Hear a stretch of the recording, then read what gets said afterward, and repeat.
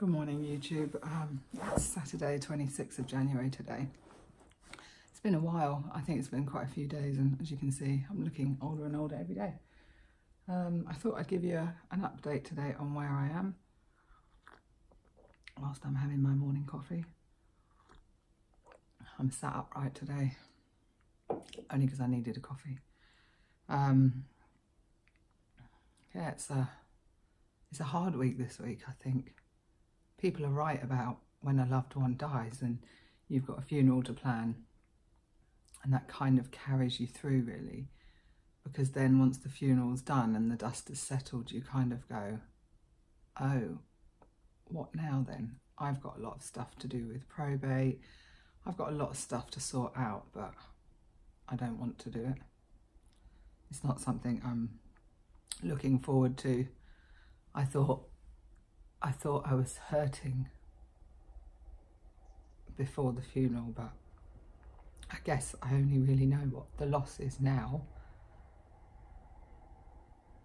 because, like my daughter reminded me yesterday, it's been over a month, Mum, since this started, and it doesn't feel like it. It feels like it's been a few days or a couple of weeks at least, but it's been a whole month. So I did take myself to the doctor's 2 days ago, because I still haven't been sleeping. I still wake up at that stupid time, 3 o'clock every morning, and asked her for some help. I also think it's quite relevant for me to say this, that a couple of nights, I think the night of Harry's funeral and the next night, I woke up in pools of sweat, literally from head to toe. Firstly, I could have blamed the alcohol, and then I figured the next night, oh, that's strange, it's not, I hadn't drunk the next night. I thought then it was hormones, and then I realised, oh, hang on a minute, it could be my reactive hypoglycemia. So I asked the doctor, I've lost my blood tester kit. So she gave me one of those and told me to keep an eye on it. I realised I haven't been eating properly, so of course my blood sugars are affected. That was just something I had to mention to you guys. Anybody that's had that or got that reactive hypoglycemia, I now need to really look after myself a bit better, because I think it was the blood sugars. And I was having really low during the night. It's not like Howie, I'm not going to go into a coma, I'm not diabetic, but it's still weird at the same time that, you know, that was happening to my body.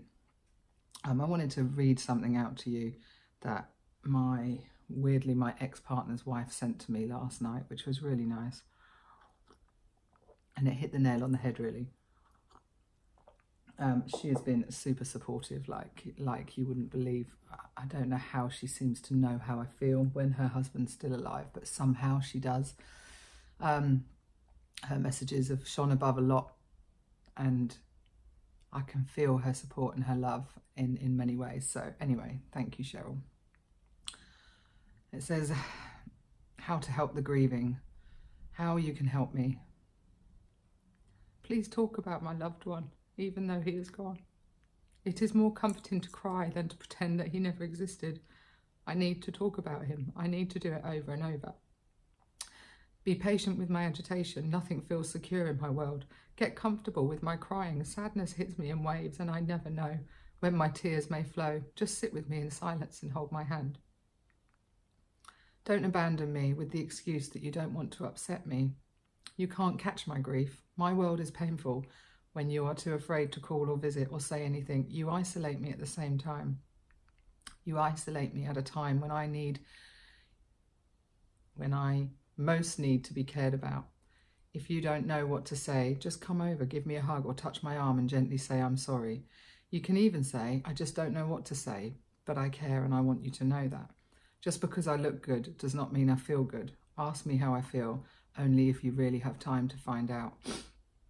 I'm not strong, I'm just numb. When you tell me I am strong, I feel that you don't see me. I will not recover. This is not a cold or a flu. I am not sick, I'm grieving, and that's different. My grieving may only begin 6 months after my loved one's death. Don't think that I will be over it in a year, for I am not only grieving his death, but also the person I was when I was with him. The life that we shared, the plans that we had for watching our children and grandchildren grow, the places we will never get to go together, and the hopes and dreams that will never come true. My whole world has crumbled, and I will never be the same. I will not always be grieving as intensely, but I will never forget my loved one, and rather than recover, I want to incorporate his life and love into the rest of my life. He is part of me and always will be, and sometimes I will remember him with joy and other times with a tear. Both are okay. I don't have to accept the death. Yes, I have to understand that it has happened and it is real, but there are some things in life that are just not acceptable. When you tell me that I should be doing what I should be doing, then I feel even more lost and alone. I feel badly enough that my loved one is dead, so please don't make it worse by telling me I'm doing this right. Please don't tell me I can find someone else or that I need to start dating again. I'm not ready, and maybe I never will be. And besides, what makes you think people are replaceable? They aren't. Whoever comes after will always be someone different. I don't even understand what you mean when you say you've got to get on with your life. My life is going on. I've been forced to take on many new responsibilities and roles. It may not look the way you think it should. This will take time, and I will never be my old self again. So please, love me just as I am today, and know that with your love and support, the joy will slowly return to my life. But I will never forget. There will always be times that I cry.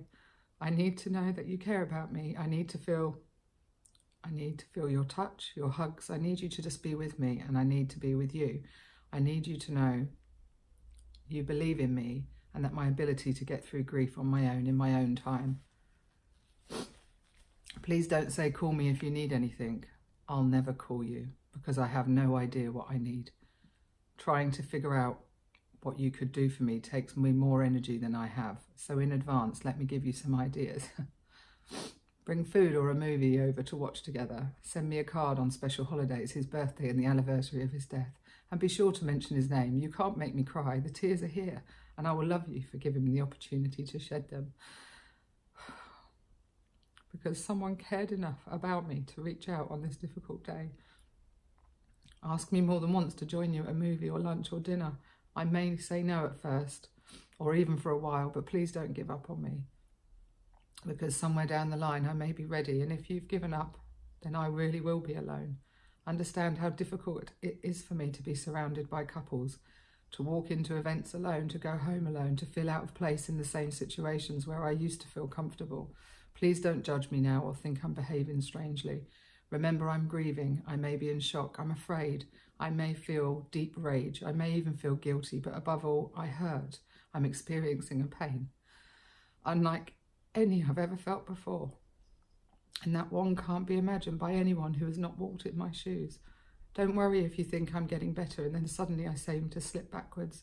Grief makes me behave this way at times, and please don't tell me you know how I feel or it's time for me to get on with my life.